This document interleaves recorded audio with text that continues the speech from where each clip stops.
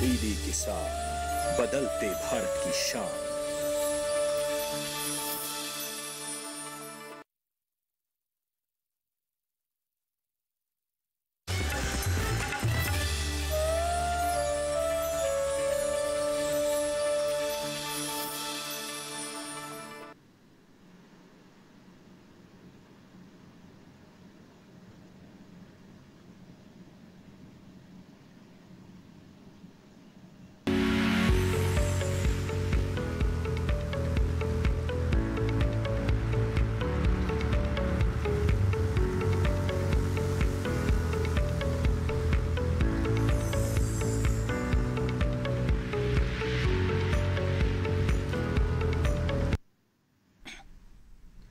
नमस्कार, आप सभी का स्वागत हेलो किसान में। मैं हूं मुकुल शर्मा। हेलो किसान कार्यक्रम में आपके लिए हर रोज़ अलग अलग विषय लेकर हम आते हैं और हमारे जो आज के विषय हैं वो काफ़ी महत्वपूर्ण। जी हाँ, आज आपको हम जानकारी देंगे दो अलग अलग विषयों के बारे में। क्या विषय रहेंगे आइए इस पर नज़र हम डाल लेते हैं। आज पे हम बात करेंगे गर्मियों में दुधारू पशुओं की देखभाल की, देखरेख की, और साथ ही आपको जानकारी देंगे शूकर पालन और उसके प्रबंधन के बारे में। इन दोनों विषय से संबंधित अगर आप कुछ जानकारी लेना चाहते हैं या कोई सवाल पूछना चाहते हैं तो आप हमारे टोल फ्री नंबर हैं, इन पर आप हमें कॉल कर सकते हैं। ये नंबर है 1800113060, साथ ही 1800113061। इन नंबर्स पे आप हमें कॉल कर सकते हैं और आपके सवालों के जवाब देने के लिए दो बेहद ही खास मेहमान आज हमारे साथ जुड़े हैं। इनका परिचय आपसे हम करा दें। हमारे साथ स्टूडियो में मौजूद हैं डॉक्टर मोहम्मद रियाज जी। आप पशु चिकित्सा अधिकारी हैं पशुपालन विभाग दिल्ली में। बहुत बहुत स्वागत आपका। और साथ ही हमारे साथ जुड़े हैं डॉक्टर सुनील कुमार जी। आप वैज्ञानिक हैं राष्ट्रीय शूकर अनुसंधान केंद्र गुवाहाटी से। बहुत बहुत स्वागत आपका भी डॉक्टर सुनील। तो देखिए विषय हमने आपको बताया, लेकिन जब अभी जिस तरह का मौसम चल रहा है, अभी भी अगर तापमान देखा जाए तो 44-45 डिग्री सेल्सियस के आसपास, ऐसे में कहीं ना कहीं हमारे जो दुधारू पशु हैं या और दूसरे जो पशु हैं उनका स्वास्थ्य सीधे तौर पर प्रभावित होता है और उस वजह से हमारे पशुपालकों को आर्थिक हानि भी उठानी पड़ती है। ऐसे में डॉक्टर मोहम्मद रियाज, कितना महत्वपूर्ण कि जिस तरीके से लगातार गर्मियाँ का जो मौसम है या तापमान में जब हम कह सकते हैं इजाफा होता है, किस तरह की देखभाल की आवश्यकता होती है हमारे पशुओं को? देखिए अभी इस समय क्या है, सारे भारत में गर्मी पूरी बहुत तेज़ी से पूरे अपने चरम पर है। 40 से 45 डिग्री तक टेम्परेचर पहुंच रहा है। इसके अलावा गर्म हवाएं भी चल रही हैं। तो जिस तरीके से हम मनुष्य लोग अपने, जब मौसम बदलता है, गर्मी का मौसम आता है, तो अपने रहन सहन खान पान में हम कुछ बदलाव करते हैं। उसी तरीके से हमें जो हमारा पशुधन है उसके लिए भी उनके प्रबंधन में और उनके चारे इत्यादि में कुछ हमें बदलाव की आवश्यकता होती है जी। अगर पशु हमारा मान लीजिए गर्मी में आ गया और हमने वो जो हमें उपाय करने चाहिए वो नहीं किए, तो गर्मी के प्रभाव की वजह से हीट स्ट्रोक से पशु जो है चारा खाना कम कर देता है, उसको पशु में तनाव रहने लगेगा, जिसकी वजह से दूध का उत्पादन कम हो जाता है और दूध का उत्पादन कम होगा और बहुत सारी ऐसी परिस्थितियां भी हो सकती हैं कि जिसमें अगर समय पर इलाज ना मिले तो पशु की मृत्यु भी हो सकती है। जी बिल्कुल। तो देखिए गर्मियां जो हैं किस तरीके से प्रभावित करती हैं पशु की सेहत को। ना सिर्फ हीट स्ट्रेस तक ये सीमित है बल्कि हीट स्ट्रोक भी हो सकता है, जिस वजह से पशु की जान भी जा सकती है। इसलिए ज़रूरी यही कि कैसे गर्मियों के इस मौसम में आप अपने पशु की सेहत का ख्याल रख सकते हैं। विस्तार से इस बारे में आपको हम जानकारी देंगे, लेकिन पहले आइए नज़र डाल लेते हैं इस खास रिपोर्ट पर।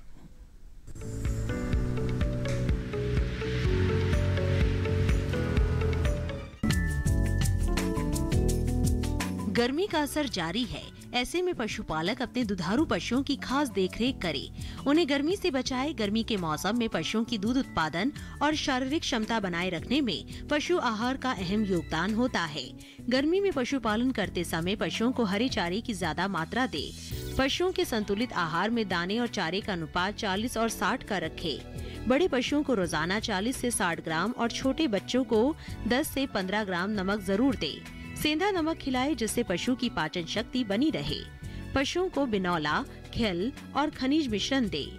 पशु को शरीर के भार के अनुसार ही खिलाना चाहिए।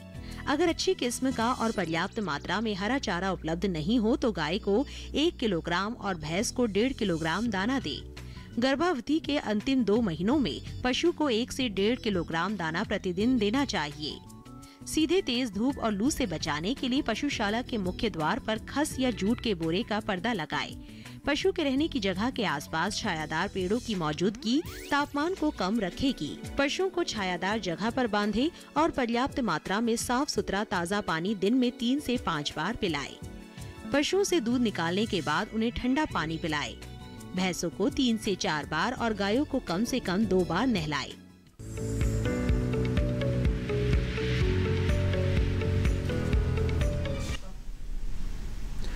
तो जाना आपने किस तरह की देखभाल की आवश्यकता होती है गर्मियों के इस मौसम में। अब आइए रुक कर लेते हैं डॉक्टर सुनील का भी।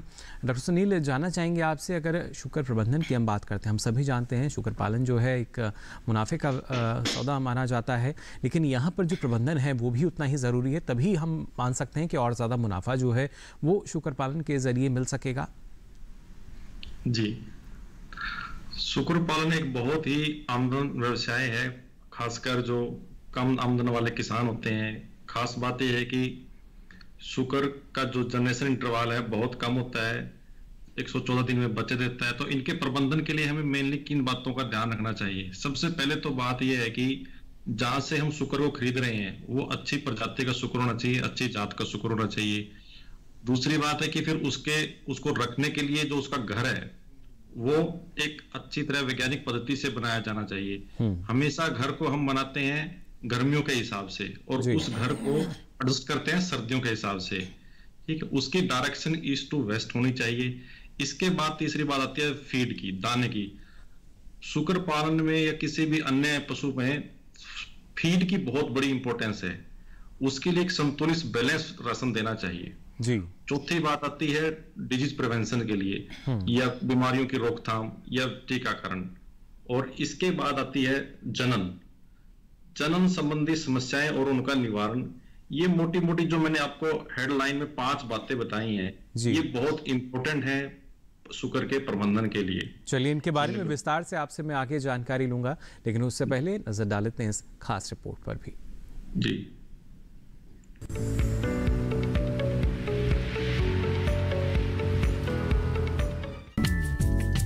शुकर पालन तेजी से बढ़ता व्यवसाय है।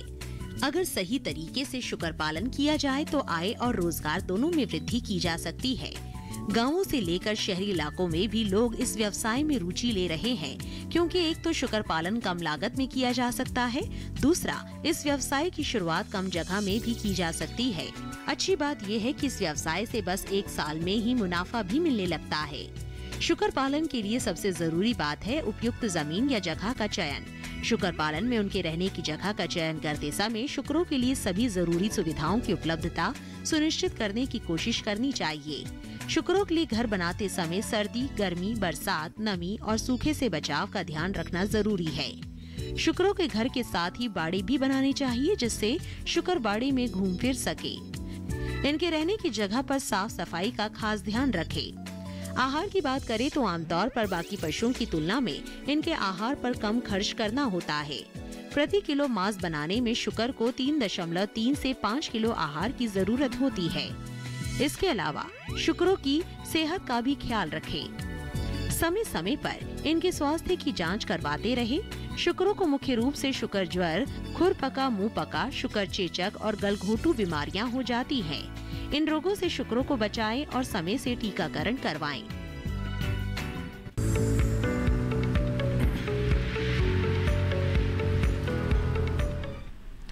बेहद ज़रूरी कि किस तरीके से आप इनका प्रबंधन करते हैं और उसके साथ साथ अच्छा लाभ इनके ज़रिए भी ले सकते हैं। लेकिन लाभ जो हमारा जुड़ा हुआ है दुधारू पशुओं से, वो भी लगातार मिलना ज़रूरी। और यहाँ जैसा कि डॉक्टर रियाज आप हमें बता रहे थे कि जो लू लगने की संभावना रहती है या हीट स्ट्रेस होता है, तो कहीं ना कहीं सीधे तौर पर जो दूध उत्पादन है वो भी प्रभावित होता है। लेकिन इसके लक्षण क्या पशुपालक पहचान सकते हैं कि पशु को लू लग गई है या वो गर्मी से बुरी तरह प्रभावित हो रहा है? किस तरीके से कुछ ऐसे लक्षण जिनको देख के पशुपालक कुछ सावधानी बरतें? देखिए, अगर किसी पशु को गर्मी का प्रभाव हो गया है तो पशुपालक जो है उसको पहचान सकते हैं। उसमें क्या है, पशु हाँफने लगता है बहुत ज़्यादा, सांस बहुत तेज़ी से लेगा, वो हाँफने लगेगा। उसके बॉडी को अगर छू के देखेंगे तो उसके शरीर का तापमान भी जो है बढ़ जाता है। और पशु तनाव में होगा, वो अलग पहचान में ही आ जाता है। जुगाली करना पशु जो है बंद कर देगा। जो नॉर्मल क्रियाएं होती हैं एक पशु की, एक गाय की या भैंस की वो किसान समझते हैं अच्छे से, तो उसमें जो बदलाव आएगा वो अपनी जुगाली करना बंद कर देगा। पूंछ को हिलाता है पशु जब बैठा होता है आनंद में, वो पूंछ हिलाना अपनी बंद कर देगा, शरीर का तापमान उसका बढ़ जाएगा, चारा खाना बंद कर देगा पशु। तो ये गर्मी के पशु में लक्षण होते हैं अगर वो हीट स्ट्रोक में आ गया है जी। और उसके बाद में फिर वो जो है दूध भी देना कम कर देगा, दूध की मात्रा कई बार बिल्कुल बंदी कर देते हैं बहुत ज़्यादा अगर उसमें गर्मी का प्रभाव हो जाए। बिल्कुल, लेकिन डॉक्टर रियाज, हीट स्ट्रेस से हीट स्ट्रोक की तरफ हम कितना इसको समय मान सकते हैं कि अगर पशुपालक ध्यान नहीं देते तो शायद जल्द ही इस तरह की समस्या आ सकती है? हाँ, हीट कितनी उसको एक्चुअली क्या होता है, अगर बहुत ज़्यादा जैसे दिन के समय अभी टेम्परेचर बहुत हाई है, तो अगर दिन के समय उन्होंने उसको डायरेक्ट सनलाइट में लेके गए तो फिर वहाँ पे हीट स्ट्रोक होने का भी उसमें खतरा रहता है जी। या आपने जो पशुशाला है, आपकी पशुशाला का शेड मान लीजिए टीन का बना हुआ है और उसमें ऊपर से पूरी धूप पड़ती है एकदम से और बहुत ज़्यादा आपने ओवर क्राउडिंग उसमें की हुई है, तो वहाँ पे हीट स्ट्रोक भी हो सकता है जिसकी वजह से पशु की डेथ भी हो सकती है। तो देखिए, इस तरह की सावधानी आपको यहाँ ज़रूर बरतनी होगी जिससे ना सिर्फ पशु की जो सेहत है वो अच्छी रहे बल्कि किसी भी तरह की जो अनहोनी है या आर्थिक नुकसान है वो पशुपालकों को ना हो। फिलहाल हमारे साथ विपिन जी जुड़े हैं मध्य प्रदेश के सागर से। बहुत बहुत स्वागत आपका विपिन जी, क्या जानकारी लेना चाह रहे हैं? हेलो जी नमस्ते सर, मैं विपिन सागर से बात कर रहा हूँ। जी बताइए सर, मेरा एक सवाल था डॉक्टर साहब को नमस्कार। सर, मैं ये जानना चाह रहा था, मेरी भैंस है सर और वो गर्मी में आती है, कब आती है सर वो साइलेंट है, मतलब कुछ पता नहीं चलता उसके बारे में, तो उसकी सर पहचान कैसे करें, पहला सवाल ये था। और दूसरा ये था सर कि 2-3 बार डॉक्टर से ऐसे मतलब बीज भी डलवाया है, पर सर वो हुई है कि नहीं हुई है इसके बारे में भी पता नहीं चला क्योंकि हॉस्पिटल ले जाना पड़ेगा और हॉस्पिटल बहुत दूर है। तो कुछ ऐसी बातें बताइए जिससे हम उसको देख के पहचान कर सकें, क्योंकि 5 महीने तो हो चुके हैं जब लास्ट टाइम बीज डलवाया था सर। जी जी डॉक्टर यास, क्या जानकारी? देखिए, सबसे पहला सवाल जो आपने पूछा कि वो हीट में आती है, साइलेंट हीट में आती है तो हमें पता नहीं चलता है। देखिए, जब पशु हीट में आएगा तो 21 दिन के बाद में उसकी साइकिल रिपीट होती है। हर 21 दिन पे वो हीट में आता है अगर उसका पूरा जेनाइटल ट्रैक्ट जो है सिस्टम अगर नॉर्मल काम कर रहा है। तो हीट में आने के कई लक्षण होते हैं। एक तो पशु जो है अपने योनि द्वार से एक तरल पदार्थ जैसा, चेप जैसा गिरना शुरू हो जाता है, उसका तार बनने लगता है। अगर वो तार गिर रहा है तो आप समझ सकते हैं कि ये पशु अभी हीट में है जी। दूसरा ये है कि उसके अलावा पशु बोलता भी है, रात में बहुत ज़्यादा रंभाना शुरू कर देती हैं गाय भैंस, वो एक लक्षण है। तीसरा, वो जो दूसरे पशु अगर आपके पास और पाले हुए हैं तो उनके ऊपर वो चढ़ने लगते हैं, माउंटिंग करने लगते हैं। तो इस तरीके की जो हरकतें हैं, एक्टिविटीज़ हैं, इससे पता चल जाता है कि पशु हमारा हीट में है जी। अच्छा, बिल्कुल। और इसके साथ साथ बता रहे थे कि इन्होंने सीमेंट स्टेशन से कोशिश की थी AI के ज़रिए, लेकिन वहाँ भी इनको लगा कि शायद नहीं पता, वहाँ भी इनको कुछ मदद मिल सकती है। हाँ, अब 5 महीने जैसा ये बता रहे हैं कि 5 महीने हो गए उसको, हमने कराया था आर्टिफिशियल इंसेमिनेशन।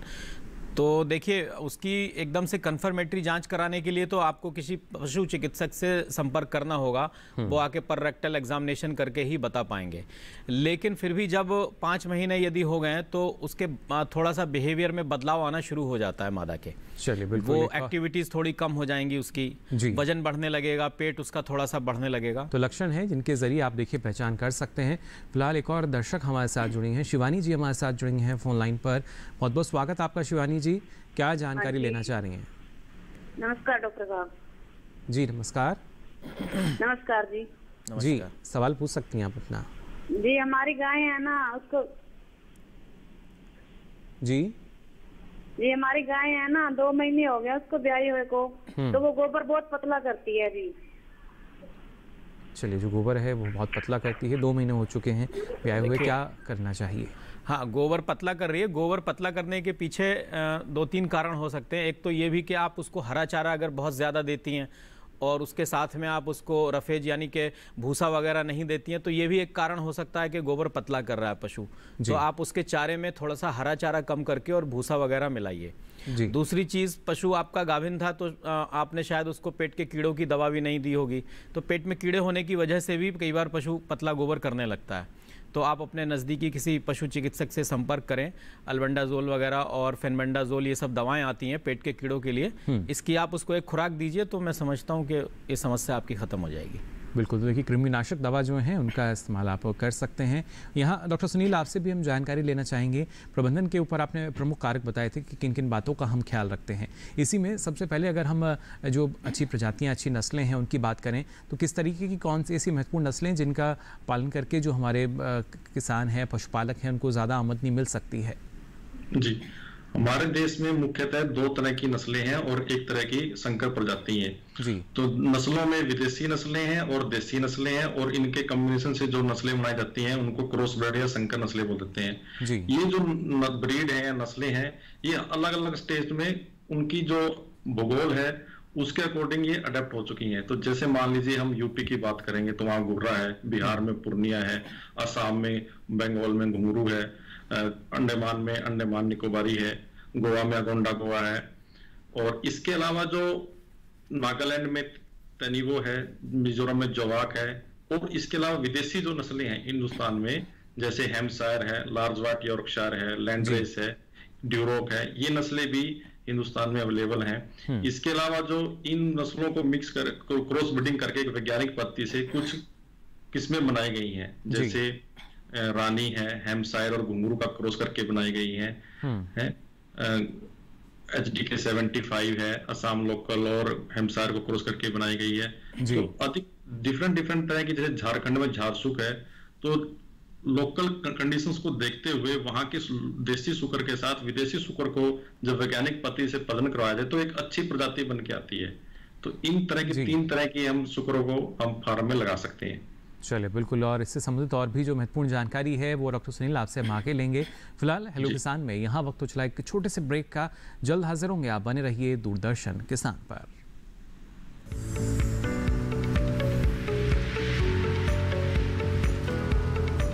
अरे भाई सुना नहीं क्या, केसीसी ने किसानों का जिंदगी बदल दिया है। देश के छोटे किसान 1,60,000 रुपये तक का कर्ज बिना किसी गारंटी को ले पाएंगे। ब्याज खोरों से भी पीछा छुटा। मैं तो जैविक खेती का पूरा सामान मंगा लिया, केसीसी का भी कोई दबाव नहीं है। ब्याज चुकाने के लिए पूरा 1 साल मिलता है। समय पर भुगतान करने पर केवल 4% के सालाना ब्याज पे लोन मिल गया मुझे। अपना आधार कार्ड, लेटेस्ट फोटो और जमीन के कागजात लेके अप्लाई करो बस। और नामांकन भरने के लिए जेब भी ढीली नहीं करनी पड़ी।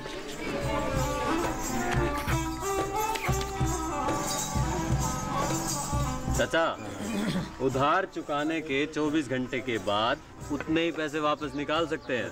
केसीसी ने किसानों की जिंदगी वाकई बदल दी है। तो आप भी किसान क्रेडिट कार्ड अपनाएं और सहजता से ऋण पाएं।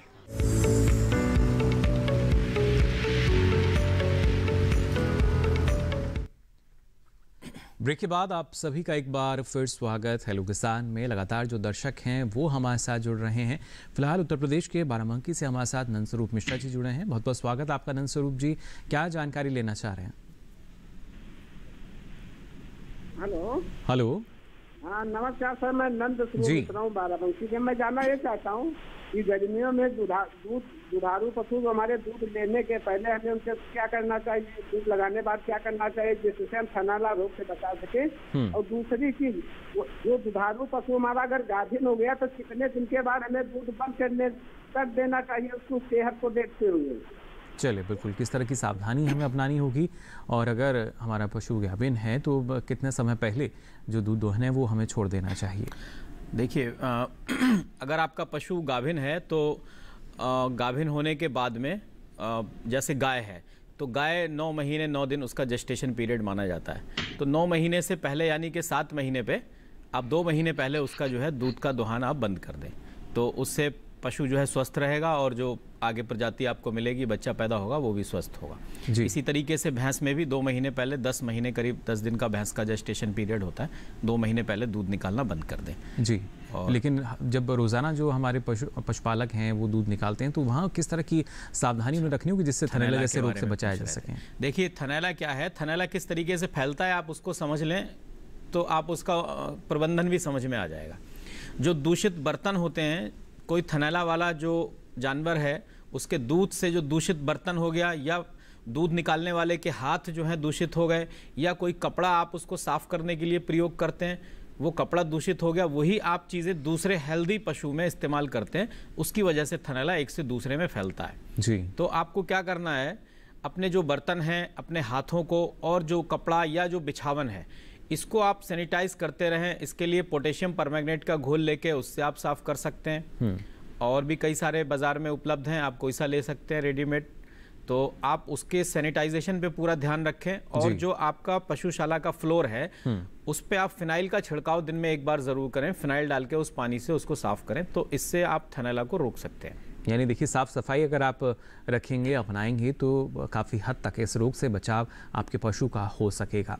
साथ ही यहाँ डॉक्टर सुनील, आपसे हम जानना चाहेंगे, जिस तरीके से आपने बताया, क्योंकि जब शुकर पालन की हम बात करते हैं तो वहाँ पर जो हमारा पशु है उसका वज़न काफ़ी महत्वपूर्ण हो जाता है। और उस दृष्टि से अगर देखें, आहार जो है वो किस तरह का रखना चाहिए हमारे जो पशुपालक हैं उनको? शुकर में जो आहार होता है मेनली 3 कैटेगरी में लिया जाता है, जैसे स्टार्टर, ग्रोवर और फिनिशर। जी। स्टार्टर में हम खास बात से इस ध्यान रखते हैं कि जो उसमें क्रूड प्रोटीन है 20% क्रूड प्रोटीन होना चाहिए, ठीक है। और ग्रोवर में 18% और फिनिशर में 16%। इसके अलावा मेज, मिनरल मिक्सचर, खनिज लवण, साल्ट, राइस ब्रान और मील, इसमें सोयाबीन की खली भी हो सकती है, इनका एक प्रॉपर रेशियो बनाया जाता है। मान लीजिए कि हमें 100 किलो राशन बनाना है, तो 100 किलो में 60 किलो हम मेज डालेंगे, मक्का डालेंगे, ठीक है।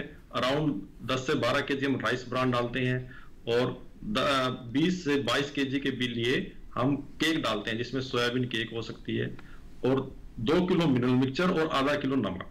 तो एक प्रॉपर बैलेंस रेशियो में हम ये डालेंगे जी शुकर को। लेकिन एक बात का ध्यान रखेंगे, जो स्टार्टर के लिए जो राशन है उसमें 20% प्रोटीन होना चाहिए। इसके अलावा जो नर शुकर है, जिसको हम मेटिंग के लिए यूज करते हैं, या जो मादाएं जो जिनके पास बच्चे हैं, जो बच्चों को दूध पिला रही हैं, इनको ज्यादा दाना दिया जाता है। आमतौर पर एक जो मादा है जिसके साथ बच्चे हैं उसको 3 से 4 केजी दाना दिया जाता है, और एक नर शुकर को जिससे जो सर्विस में यूज किया जाता है उसको 3 केजी दिया जाता है। एक दिन में 1.5 केजी, मतलब 1.5 केजी सुबह, शाम को 1.5 केजी। यानी संतुलित मात्रा का ख्याल रखना होगा। वहाँ भी आवश्यकता है कि सही समय पर सही आहार जो है, उचित आहार, उसकी व्यवस्था आप ज़रूर करें। फिलहाल हमारे साथ एक और दर्शक जुड़े हैं, बालकिशन जी हमारे साथ जुड़े हैं झज्जर हरियाणा से। बहुत बहुत स्वागत आपका बालकिशन जी, क्या जानकारी लेना चाह रहे हैं? सर जी, मैं वो हमारे घर पे भैंस है, वो दूध दिया करती। एक दिन अचानक पता नहीं उसके थनों में है ना, जोड़ी बोलते हैं हम, उसके अंदर सोजन आ गया जी। तो अब वो दूध नहीं दे रही है? जी, आप दूध तो निकालने ही नहीं देती, थन एकदम सोजन आ गया बहुत ज्यादा। जी, एक ही थन में है सूजन? नहीं जी, सारी ओड़ी पे आ गया जी, थनों में जी, सब पर। क्या डॉक्टर रियाज, थनैला का कुछ असर है? हाँ, ये जो लक्षण है, ये लक्षण थनैला रोग के लक्षण हैं। इसमें जो पशु का ऐन है वो सूज जाता है और दूध कम हो जाएगा, और दूध थोड़ा फटा फटा जैसा दूध पशु जो है देने लगता है। एकदम से जो एक्यूट केस है, जैसा ये बता रहे हैं, छूने नहीं दे रही है, तो इससे लगता है कि उसमें अभी वो काफ़ी छूने में उसको दर्द है, पेन है, गरम भी होगा वो छूने में। तो उसमें आप एक तो क्या करें, आप बर्फ़ से या ठंडे पानी से उसकी सिकाई करें, जिससे कि वो उसकी गर्मी और उसका जो दर्द है वो थोड़ा कम होगा जी। उसके अलावा आप, क्योंकि ये बहुत ख़तरनाक बीमारी है, इससे पशु का पूरा दूध का उत्पादन खत्म हो सकता है, तो आप किसी नज़दीकी अपने पशु चिकित्सक से मिलिए। इसमें एंटीबायोटिक दवाएं जो हैं वो 5 से 6 दिन 7 दिन इसमें इंजेक्शन भी लगेंगे, और इसमें चढ़ाने के लिए ट्यूब आती हैं कई सारी बाजार में, तो वो ट्यूब इसमें चढ़ाई जाती हैं अंदर एंटीबायोटिक की, और इसके अलावा सूजन को कम करने की दवाएं भी इसमें लगती हैं। तो वो पूरा प्रॉपर जब इसका इलाज होगा तभी ये बीमारी उसमें जाएगी, नहीं तो फिर ये बाकी सारे क्वार्टरों को भी, उसके जो टीट्स हैं उसमें भी फैल सकती है। जी बिल्कुल। लेकिन क्या डॉक्टर रियाज, अभी जिस तरीके से अगर हमारा पशु गर्मी की वजह से परेशान है या उससे प्रभावित हो रहा है, हीट स्ट्रेस में है, तो क्या माना जा सकता है जो और भी बीमारियां उनके लिए एक रास्ता बन जाता है? हाँ, देखिए, जब गर्मी की वजह से हमारा पशु जब स्ट्रेस में आता है, तो जब पशु स्ट्रेस में आता है तो उससे उसकी जो रोग प्रतिरोधक क्षमता है वो काफ़ी कम हो जाती है।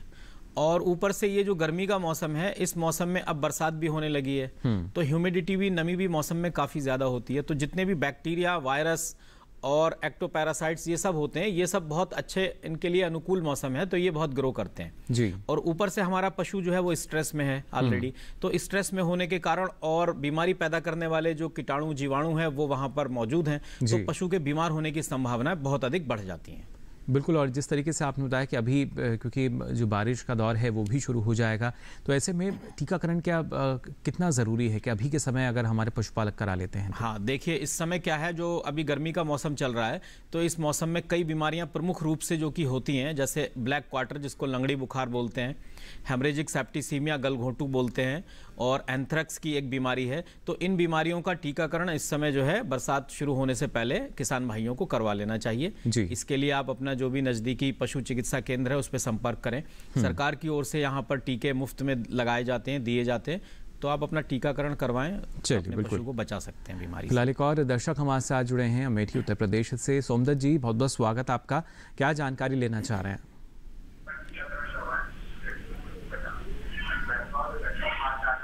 हेलो। हाँ जी जी, सवाल पूछ सकते हैं? हमारी गाय सर मिट्टी बहुत खाती। गाय मिट्टी खाती है? जी हाँ जी सर जी, हमारी गाय मिट्टी खाती है। एक बच्चिया 1 महीने पे, वो भी मिट्टी बहुत खाती है।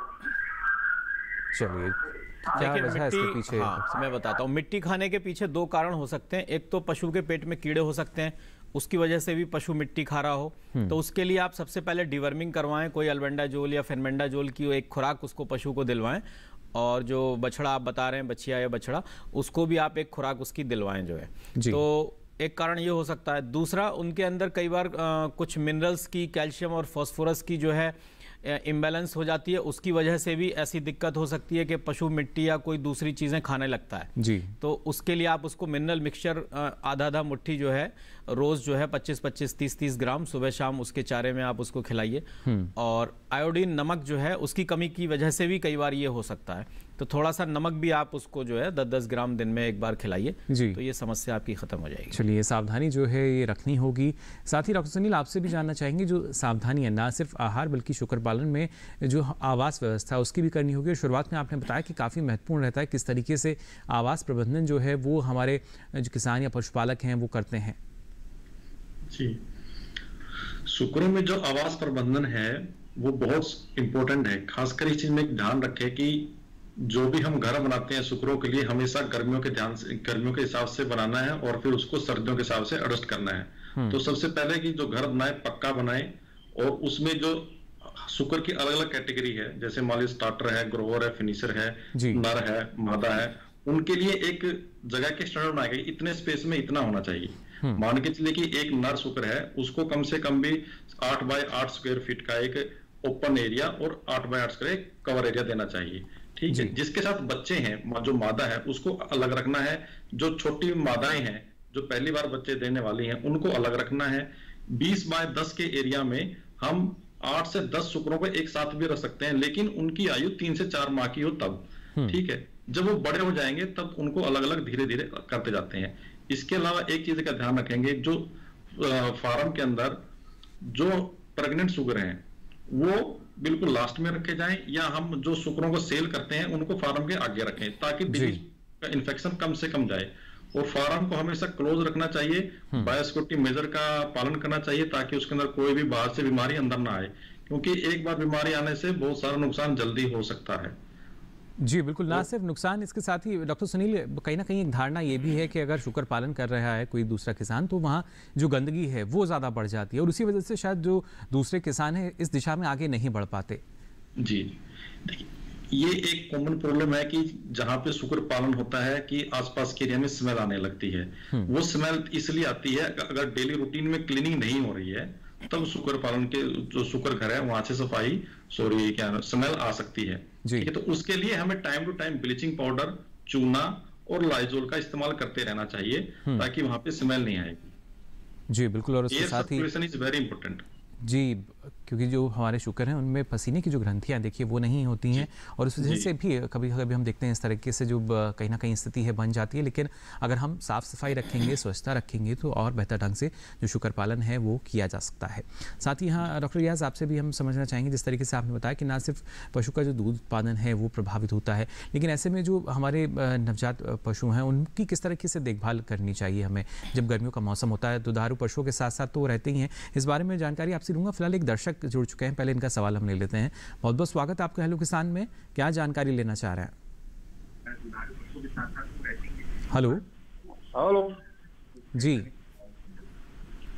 हाँ सर जी, सवाल पूछ सकते हैं आप अपना। हाँ, जो मेरी भैंस है वो बार बार हिट में आ जाती है जी। हाँ, वो 20-20 दिन में हिट में आ जाती है।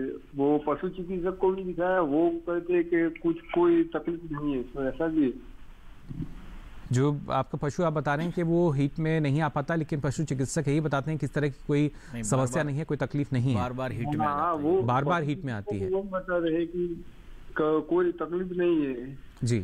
क्या वजह है इसके पीछे? ये कहना चाह रहे हैं, जो मैं समझ रहा हूँ कि वो रुक नहीं रहा है, पशु जी गाभिन नहीं हो रहा है।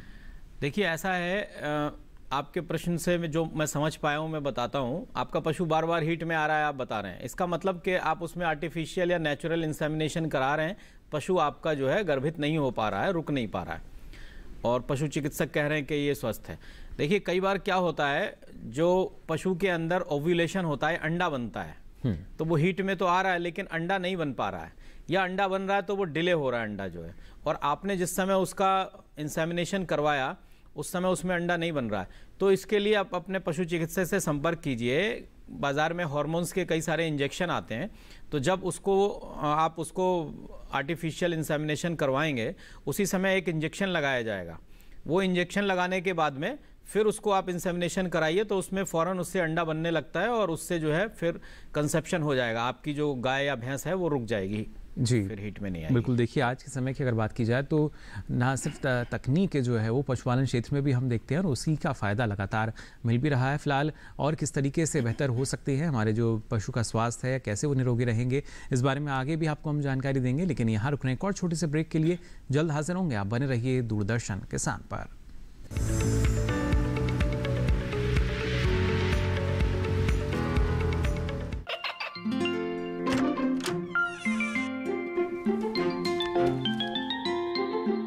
ये क्या हो रहा है?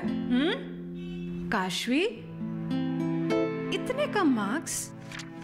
काशू बेटा पढ़ा करो, पढ़ोगी नहीं तो आगे कैसे बढ़ोगी? मम्मा मैं भी तो आपसे यही कहना चाहती हूँ, पढ़ा करो। आप पढ़ोगे नहीं तो आगे कैसे बढ़ोगे? मतलब?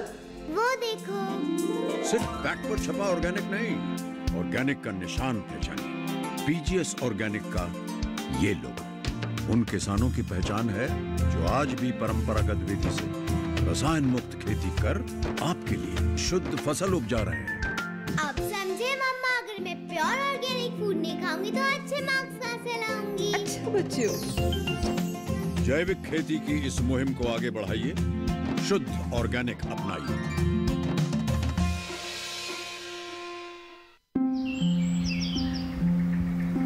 अरे क्या कर रहा है? इधर इधर इधर, हम बोल रहे हैं तेरे बीजू का। पुतला बोल रहा है? हाँ, पक्षियों से तो हम खेत को बचा लेते हैं, पर इन घातक रसायनों से कैसे बचाएं? मतलब? देख बेटा, तू जो ये अंधाधुंध रसायन मिलाता है ना, मिट्टी की सेहत बिगड़ने लगी है, और जब माटी ही कमजोर पड़ जाएगी तो उपज कैसे सेहतमंद होगी? अरे पहले ऐसा नहीं था, पूछना अपने बड़े बुजुर्गों से, कैसे फसल लहलहाती थी, शुद्धता झलकती थी। हाँ, माटी भी तंदुरुस्त और लोग भी। पहली वाली बात कहाँ? पर अब तो सब यही डाले हैं। सब नहीं, आज भी लाखों जागरूक किसान परंपरागत विधि से फसल उगा रहे हैं, खर्चा कम और उपज की कीमत भी बेहतर पा रहे हैं। ठीक है भाई, मैं भी आज से जैविक खेती शुरू करूंगा। माटी से प्रेम की परंपरा है परंपरागत खेती।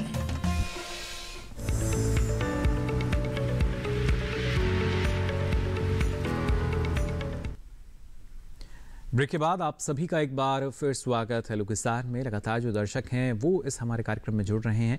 फिलहाल दीपक जी हमारे साथ जुड़े हैं राजस्थान से। इनका सवाल जल्दी से शामिल कर लेते हैं। बहुत बहुत स्वागत दीपक जी आपका। क्या जानकारी लेना चाह रहे हैं?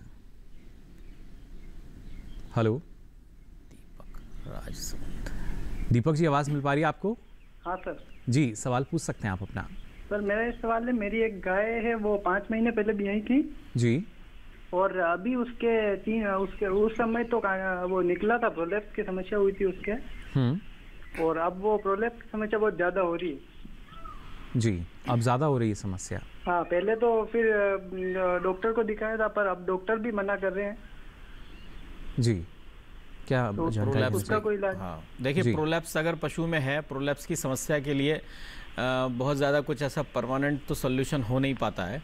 आप एक तो ये करें कि जहाँ पे पशु को बांधते हैं तो उसके अगले पैरों का जो स्थान है वो थोड़ा नीचा कर दें और पिछले पैर थोड़े ऊंचे में रहें, तो एक तो इससे भी प्रोलेप्स की समस्या थोड़ी कमी आती है जी। दूसरी चीज़, आप उसको जितना चारा खिलाते हैं वो चारा एकदम से पेट भर के पूरा ना खिलाएं, उसको थोड़ी थोड़ी मात्रा में दें, क्योंकि जब ज़्यादा चारा पेट में भर जाता है तो पीछे की तरफ प्रेशर ज़्यादा लगता है, तो प्रोलेप्स ज़्यादा होता है। तीसरी चीज, पशु को आप कभी भी जो है कॉन्स्टिपेशन यानी कब्ज ना होने दें उसके पेट में, क्योंकि जब कब्ज की वजह से मरोड़ होती है तो पशु जोर लगाता है अपना मल त्याग करने के लिए, उससे भी प्रोलेप्स होता है जी। तो उसके लिए आप उसको, अगर ऐसी कोई दिक्कत है तो मैक्सल्फ वगैरह और भी कई सारी दवाएं आप डॉक्टर से मिलके पूछ सकते हैं कि पशु का गोबर हमेशा नॉर्मल होना चाहिए, टाइट नहीं होना चाहिए जी। तो इन बातों का आप ध्यान रखें। इसके अलावा आपके क्षेत्र में कोई अगर जानकार व्यक्ति होगा, रस्सी का एक ट्रस लगाया जाता है पशु के गले में, रस्सी बांध के और नीचे से लेके जाते हैं और पीछे उसका जो प्रोलेप्स वाला स्थान है, जो योनि मार्ग है, उसके ऊपर नीचे गांठ मार के उसको रस्सी का एक फंदा फिट किया जाता है, उसको ट्रस बोलते हैं। उसको आप किसी से लगवा लें तो फिर वो जब बैठेगा तो प्रोलेप्स नहीं होगा।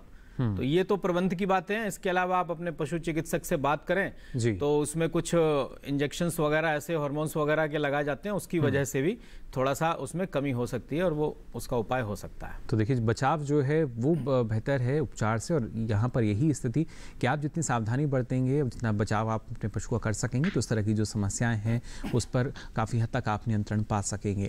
साथ ही यहाँ डॉक्टर सुनील, आपसे भी हम जानना चाहेंगे, शुकर पालन में हमने बात की आहार और आवास को लेकर, लेकिन जाहिर तौर पर यहाँ भी कई ऐसी खतरनाक बीमारियाँ हैं जिनका सामना हमारे जो शुकर हैं उनको करना पड़ता है। कौन से प्रमुख रोग हैं और उनका जो निवारण है वो कैसे किया जाए? शुकरों में जो प्रमुख रोग हैं उनमें सबसे बड़ा नाम आता है क्लासिकल स्वाइन फीवर का जी। तो ये एक विषाणु से होने वाली बीमारी है। इसके बाद जो दूसरी बीमारी आती है FMD, मुंह पका खुर पका, जो गांव में भी देखने को मिलती है। तीसरी बीमारी होती है PRRS, पोर्साइन रेस्पिरेटरी रिप्रोडक्टिव सिंड्रोम। और एक आजकल नई बीमारी आई है अफ्रीकन स्वाइन फीवर जी। ये जो 4 बीमारियां हैं ये बहुत भयानक होती हैं। एक बार अगर शुक्र में हो जाती हैं तो अधिकतर फार्म खराब हो जाता है जी डॉक्टर सुनील। और इसमें भी खासतौर से क्लासिकल स्वाइन फीवर और जो अफ्रीकन स्वाइन फीवर है उसके बीच का अंतर हम आपसे जानना चाहेंगे, क्योंकि कभी कभी पशुपालकों को यही लगता है कि एक ही बीमारी है। देखने में एक जैसी लगती है, लेकिन दोनों का जो विषाणु, दोनों विषाणु से ही होती हैं, लेकिन जो इनका विषाणु करने वाला है वो अलग अलग है। सिम्टम में देखने में दोनों एक जैसी ही लगती हैं। फीवर दोनों में आता है, बहुत ज्यादा डायरिया होता है, मोर्टलिटी होती है।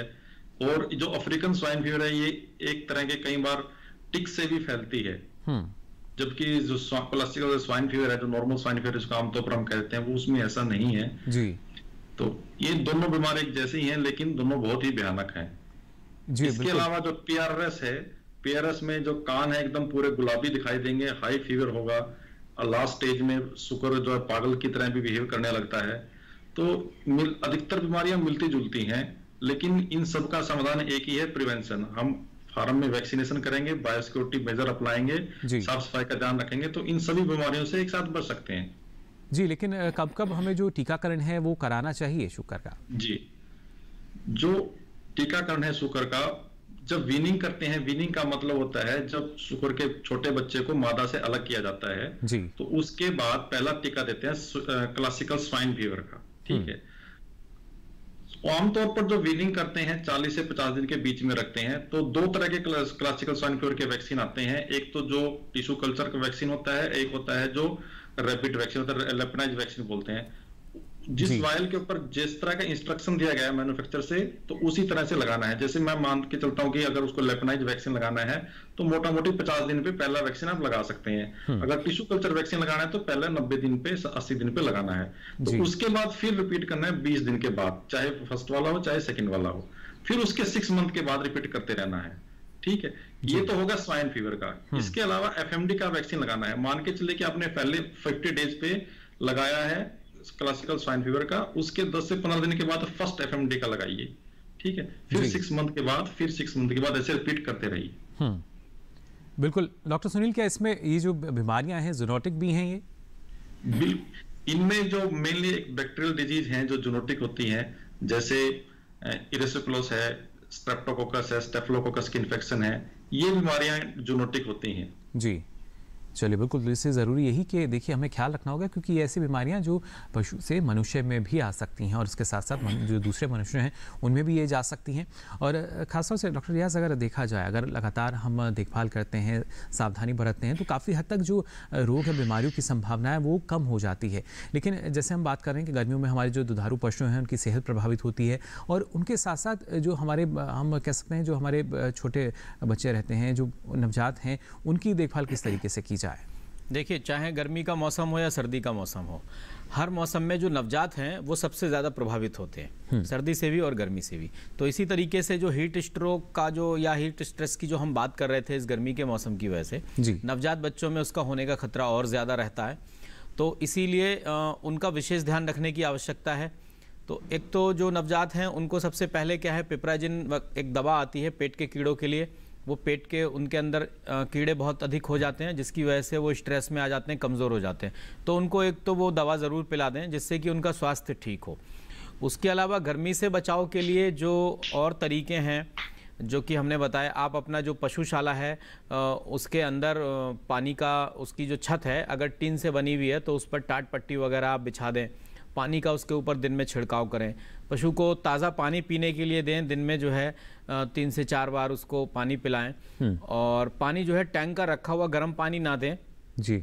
इसके अलावा दिन में आप उनको 1 से 2 बार उनको नहला सकते हैं।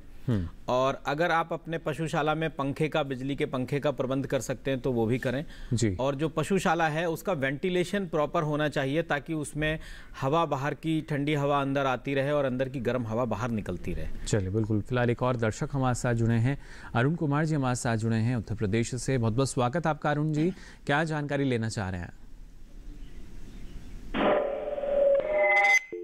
हेलो,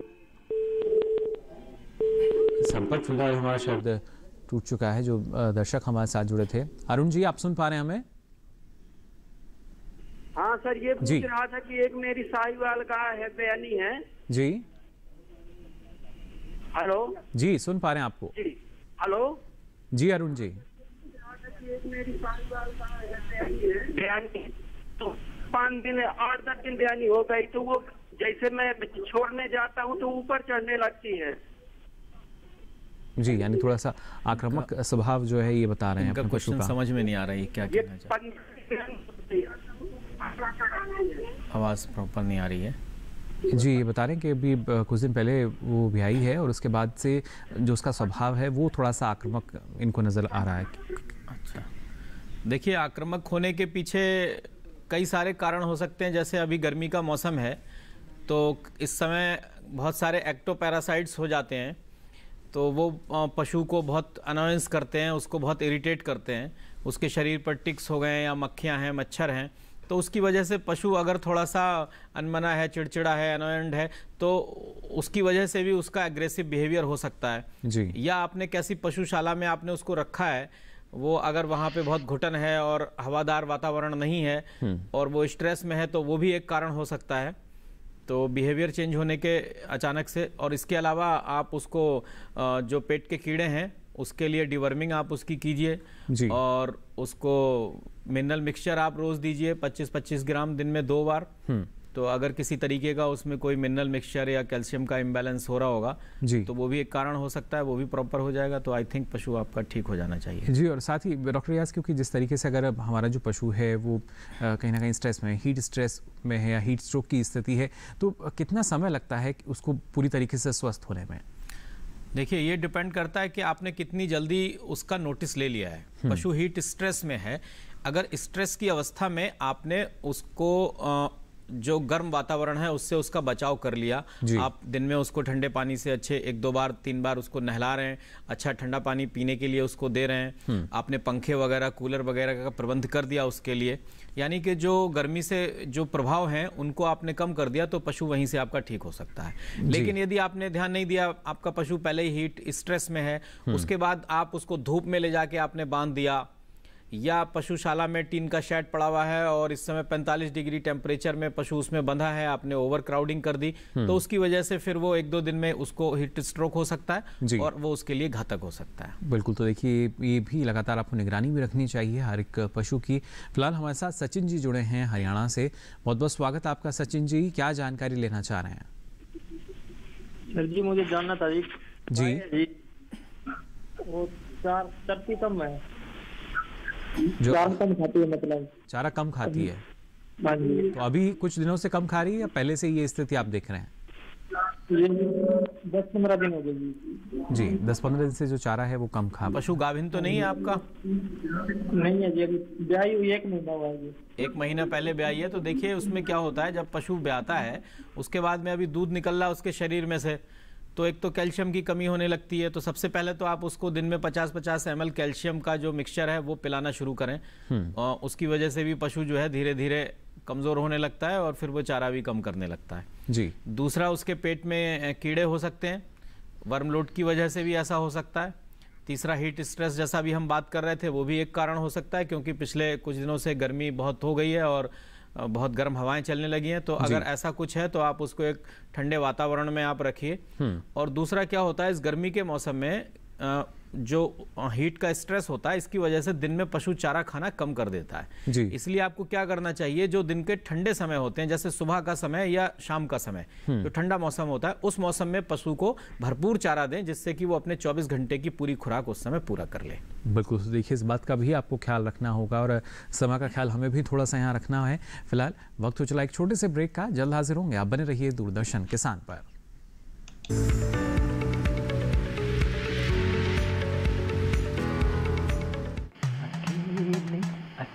अरे वाह भैया, अकेले अकेले? अरे तू भी ले, पर खाएगा कैसे? मैं ऑर्गेनिक खेती की बात कर रहा रे बेटे, अकेले अकेले खेती कब तक करेगा?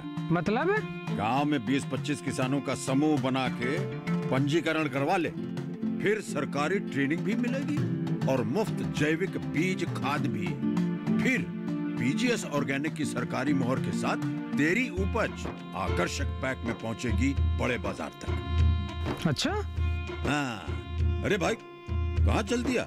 सबको साथ लाने, आमदनी बढ़ाने।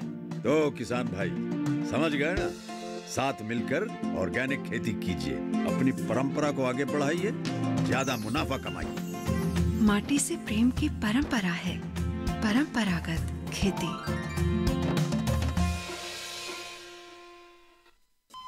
अरे सुन तो, मुझे क्या सुनाना चाहते हो? जो सुनाओ मेरी सौतन को। किसको? अरे वही तुम्हारा मोबाइल फोन जिससे सुबह शाम दिन रात चिपके रहते थे और कहते थे किसान कॉल सेंटर से बातें हो रही हैं। अच्छा ये बात है। हाँ, क्यों, क्या हुआ? अब बात नहीं होती क्या? अब तो झट से बात हो जाती है। ऐसा क्या? हाँ, अब तो ज्यादा लाइनें और खास तकनीक के कारण खेती के माहिरों से तुरंत बात हो जाती है।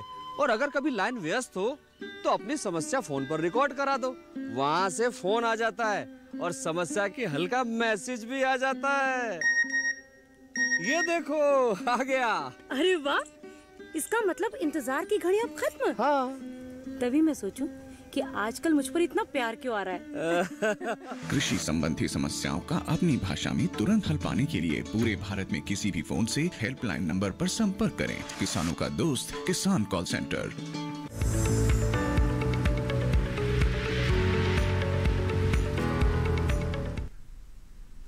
ब्रेक के बाद आप सभी का एक बार फिर स्वागत हेलो किसान में। आज लगातार आपको हम जानकारी दे रहे हैं किस तरीके से गर्मियों में जो हमारे दुधारू पशु हैं उनकी सेहत प्रभावित होती है, स्वास्थ्य प्रभावित होता है और किस तरह की देखभाल जो है वो उन्हें आवश्यक हो जाती है। और साथ ही शुकर पालन से संबंधित जानकारी आपको दी जा रही है आज कार्यक्रम में, किस तरह का प्रबंधन वहाँ आपको अपनाना चाहिए। डॉक्टर सुनील, जानना चाहेंगे आपसे, आपने कई सारी महत्वपूर्ण बातें बताई जो कि शुकर पालन से संबंधित हैं और किस तरह की जो बातें हैं उनका ख्याल हमारे जो शुकर पालक हैं उनको रखना चाहिए खास तौर से, जिससे लगातार उनकी जो आमदनी है वो उनको मिलती रहे और उसमें इजाफा भी होता रहे। एक जो सबसे खास बात मैं बताना चाहूंगा कि शुक्रों में कृत्रिम प्रजनन, आर्टिफिशियल इंसेमिनेशन, एक तकनीक है जो हमारे संस्थान ने विकसित की गई है, हमारे संस्थान द्वारा विकसित की गई है।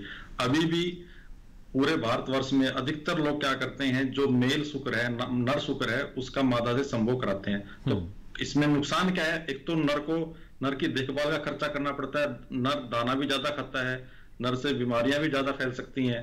तो इन सब को देखते हुए और एक ही नर को बार बार यूज कर रहे हैं तो उसी के बच्चे आते रहेंगे आगे, तो इनब्रीडिंग भी फैलती है। तो हमारे संस्थान ने कृत्रिम प्रजनन का एक जो तकनीक है डेवलप की है, तो उसका फायदा क्या है कि बहुत ही कम दाम में, इवन के कुछ जगह कुछ स्कीम्स के थ्रू तो हम कृत्रिम प्रजनन के लिए जो AI की डोज है फ्री ऑफ कॉस्ट देते हैं। ठीक है, उसमें क्या है, जो उत्तम प्रजाति का, उत्तम ब्रीड का जो नर है उसको हम टेस्ट करते हैं, उसके सीमन की टेस्टिंग करते हैं, फिर उसकी प्रोसेसिंग करते हैं, उसको पैकेट में डालते हैं, उसका स्टोरेज करते हैं और फिर एक मादा में सही टाइम पे उसको AI कर देते हैं। फायदा क्या है, जैसे मैंने आपको बताया कि एक तो जो शुक्राणु है उत्तम नस्ल के शुक्र से लिया जाता है, उससे आगे जो बच्चे पैदा होंगे वो बच्चे भी ज्यादा पैदा होंगे, उनकी ग्रोथ भी अच्छी होगी, नस्ल में सुधार होता है जी। तो इनब्रीडिंग भी कम हो जाएगी और रख रखाव का खर्चा भी कम हो जाएगा। और ये तकनीक बहुत ही सिंपल है, बहुत ही शुक्रों में बहुत ही साधारण तकनीक है। तो शुक्रों में कृत्रिम प्रजनन को अपनाकर फार्मर बहुत ज्यादा फायदा ले सकते हैं। जी, साथ ही साथ जो आपने प्रमुख बीमारियां यहाँ पर बताई थी उनसे कितना बचाव हो सकता है? बीमारियों से बचाव के लिए सबसे बड़ी बात है बायोसिक्योरिटी मेजर। बायोसिक्योरिटी मेजर में सबसे पहला रीजन आ जाता है कि जो बाहर से आने वाले लोग हैं उनको फार्म में ना आने दिया जाए। साथ में अगर मान लीजिए रूटीन में जो वर्कर जाते हैं या जो लेबर जाती है तो अपने पाँव को पोटेशियम परमैंगनेट सॉल्यूशन में डिप करके जाएं, गम बूट पहन के जाएं, मास्क ला के जाएं, कपड़े चेंज करके जाएं। इसके अलावा वैक्सीनेशन प्रॉपर टाइम पे किया जाए, जो एक्सक्रीटा मैटर है, जो वेस्ट वाटर है, उसका प्रॉपर ट्रीटमेंट करके बाहर निकाला जाए। ये इन चीजों का अगर हम ध्यान रखेंगे, टाइम टू टाइम चूना, ब्लीचिंग पाउडर और लाइजोल का छिड़काव करें जी, ताकि जो कीटाणु हैं वो फार्म के अंदर मर जाएं। तो इन चीजों से हम बीमारियों को बचा सकते हैं। जी बिल्कुल। तो देखिए किस तरीके से जो शुकर पालन है उसको और लाभकारी आप बना सकते हैं और साथ ही साथ जो लाभ है वो आपका बढ़ सकता है हमारे जो दुधारू पशु हैं उनके ज़रिए भी। और कोई प्रमुख ऐसी सावधानी डॉक्टर रियाज जो आप हमारे पशुपालकों को बताना चाहें? हाँ देखिए, क्योंकि हम गर्मी के मौसम में बात कर रहे हैं तो इसमें जो हमारा पशु आवास है उसके विषय में हमें क्या ध्यान देना है। जैसा कि मैंने पहले भी बताया कि पशुशाला खुली और हवादार होनी चाहिए और अगर उसके ऊपर टिन का शेड है तो कोई टाट पट्टी उसके ऊपर बिछा दें और उसके ऊपर पानी का छिड़काव करें। उसके अंदर आप जो गोबर और मूत्र है इसको इकट्ठा ना होने दें, इसको दिन में आप साफ़ करते रहें बार बार और फिनाइल के पानी से उसके ऊपर पोंछा लगवाएं, उसको साफ़ कराएं जिससे कि जितने भी कीटाणु हैं वो सारे के सारे वहाँ पर मर जाएँ जी। इसके अलावा चारे के विषय में अगर बात करें तो 3 तरीके का चारा दिया जाता है, हरा चारा, सूखा चारा और उसके अलावा संतुलित दाना। तो हरा चारा इस समय अगर जैसे चरी है, मक्का है, ये उपलब्ध है तो हरा चारा उसको दें आप और उसके साथ में 20 से 30 किलो करीब एक वयस्क को जो है हरा चारा दिया जाता है और 10 किलो करीब उसमें जो है आप भूसा भी एक दिन में दे सकते हैं जी। अब अगर मान लीजिए गर्मी की वजह से जैसे कि मौसम है तो पशु कई बार चारा कम कर देता है तो उससे उसको पूरा पोषण मिल जाए इसके लिए तो फिर आप उसमें जो दाना है, संतुलित दाना है, संतुलित दाने की मात्रा थोड़ी सी बढ़ा सकते हैं जी। तो संतुलित दाना जो है वो बनाने के लिए क्या है, आप 1 किलो दाना बनाने के लिए उसमें 30% जो है कोई अनाज जैसे दलिया, 30% उसमें दालों का छिलका या चुनी वगैरह, 30% उसमें आप खली ये ले लेते हैं और उसके अलावा 5% गुड़ और 2% कैल्शियम, 2% मिनरल मिक्सचर और 1% उसमें आप जो आयोडीन नमक है वो मिला के इस पूरा मिक्सचर आप बना के रख लेते हैं। बिल्कुल, और हर 2.5 जो है वो जाहिर तौर पर रखना होगा। फिलहाल एक और दर्शक हमारे साथ जुड़े हैं पंजाब से, बहुत बहुत स्वागत आपका। क्या जानकारी लेना चाह रहे हैं? गोल्डी जी, आवाज मिल पा रही है आपको? हेलो, हाँ जी जी। सवाल पूछ सकते हैं आप अपना। सर हमारी भैंस है वो 2-3 दिन से गोबर नहीं कर रही। जी, गोबर नहीं कर रही है। हाँ जी। क्या वजह है डॉक्टर रियाज? हाँ, वो गोबर नहीं कर रही है तो इसका मतलब उसको कॉन्स्टिपेशन हो रहा है, कब्ज हो रहा है। तो आप मैक्सल्फ नाम से एक नमक जैसा आता है, सफेद सफेद बाजार में मिल जाता है। क्या नाम? मैक्सल्फ। मैक्सल्फ? हाँ, मैक्सल्फ। मैग्नीशियम सल्फेट होता है, उसको शॉर्ट में मैक्सल्फ बोलते हैं। तो वो आप ला सकते हैं और 1 मुट्ठी करीब आप उसको थोड़े से गुनगुने पानी में घोलिए और थोड़ा सा आप उसमें जो है सरसों का तेल मिला सकते हैं और मिला के आप उसको पिला दीजिए। तो मैं समझता हूँ उसका जो कॉन्स्टिपेशन है वो सही हो जाएगा। और अगर नहीं सही होता इसके बाद भी तो फिर आप अपने पशु चिकित्सक से संपर्क कीजिए, वो फिर आगे उसमें पूरी जांच। ये बेहद ज़रूरी है कि जब भी आपको अपने पशु में असामान्य कुछ लक्षण दिखते हैं तब आप ज़रूर जो पशु चिकित्सा अधिकारी हैं, पशु चिकित्सक हैं, उनसे संपर्क ज़रूर करें अगर पशु की स्थिति आपको सामान्य नहीं लगती है तो। फिलहाल यहाँ डॉक्टर सुनील, आपने इतनी महत्वपूर्ण जानकारी हमारे दर्शकों के साथ साझा की, इसके लिए आपका बहुत बहुत आभार। साथ ही डॉक्टर मोहम्मद रियाज जी, आपने भी हमारे जो पशुपालक हैं उनको बताया किस तरह की देखभाल या देखरेख उनको करनी होगी अपने पशुओं की इस गर्मी के मौसम में। इसके लिए आपका भी बहुत बहुत आभार, बहुत बहुत शुक्रिया, धन्यवाद।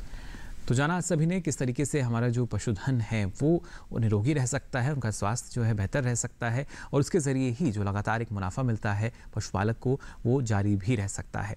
तो ये तो बात हुई आज की। अब चलिए हमारा जो कल का विषय रहेगा उसके बारे में आपको हम जानकारी दे दें।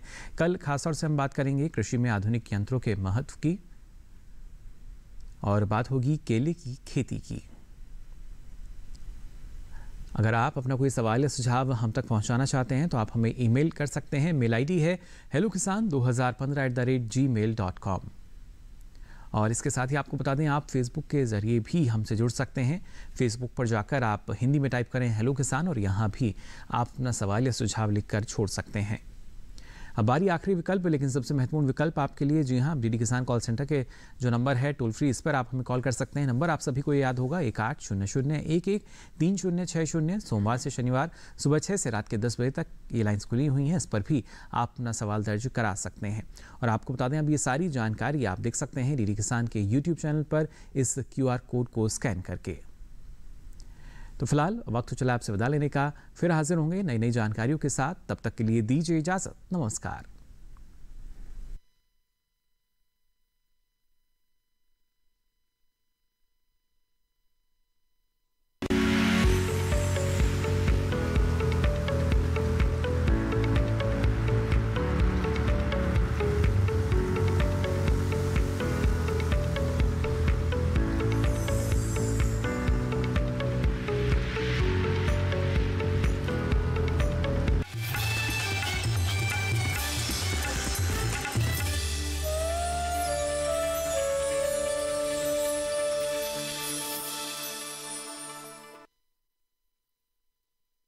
feel that you as a parliamentarian have made a difference to India's democracy? Indian parliamentary democracy एक बहुत ही मजबूत पार्लियामेंट्री डेमोक्रेसी है, जहाँ पे आप एक दूसरे के खिलाफ बोलते भी हैं, एक दूसरे के खिलाफ आवाज़ भी उठाते हैं, लेकिन बावजूद इसके जब देश के हित का कोई मसला होता है तो साथ मिलकर सारे लोग काम करते हैं।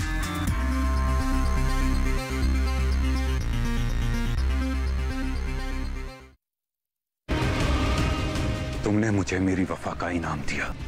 दूरदर्शन नेशनल पर सोमवार से शुक्रवार रात 8:30 बजे आप देखते हैं धारावाहिक कोरस।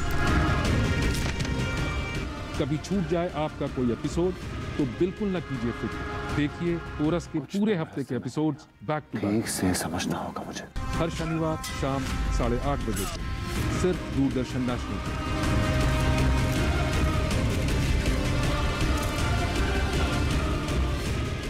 गोकुल वासियों को मरना होगा और उनकी मृत्यु का कलंक नंदराज। दूरदर्शन नेशनल पर सोमवार से शुक्रवार रात 9 बजे आप देखते हैं धारावाहिक बालकृष्ण। कोई नहीं देख सकता। कभी छूट जाए आपका कोई एपिसोड तो बिल्कुल न कीजिए फिक्र, आप विष्णु को नहीं विष्णु के अवतार का अंत कर दीजिए।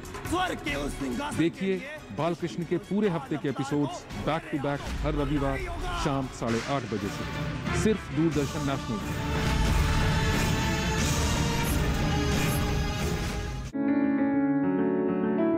महका महका घर आंगन, हरियाली से खिलेगा तन मन।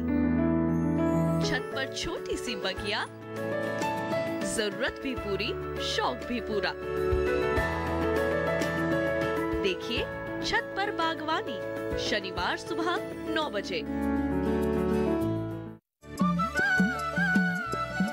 बेड़ियों को तोड़ती, रूढ़ियों को छोड़ती, सशक्तिकरण को ओढ़ती महिलाएं, समाज में भरते प्राण, युवा अरमान, ग्रामीण धरती के कोने कोने में आई एक नई पहचान, पिछड़ी व्यवस्था को चीरकर देती नई उड़ान, पूर्वोत्तर में सरकारी प्रयासों के विकास की नवधारा। देखिए पहली किरण पूर्वोत्तर की कहानियाँ, सोमवार से बुधवार दोपहर 12:30 पर। उत्तर पूर्वी राज्यों पर आधारित अनूठी कहानियों का संग्रह गुलदस्ता। जाने माने कहानीकारों की इन रचनाओं में है मनोरंजन भी, संदेश भी। देखिए गुलदस्ता पूर्वोत्तर के बगीचे से गुरुवार से शनिवार दोपहर 12:30 पर।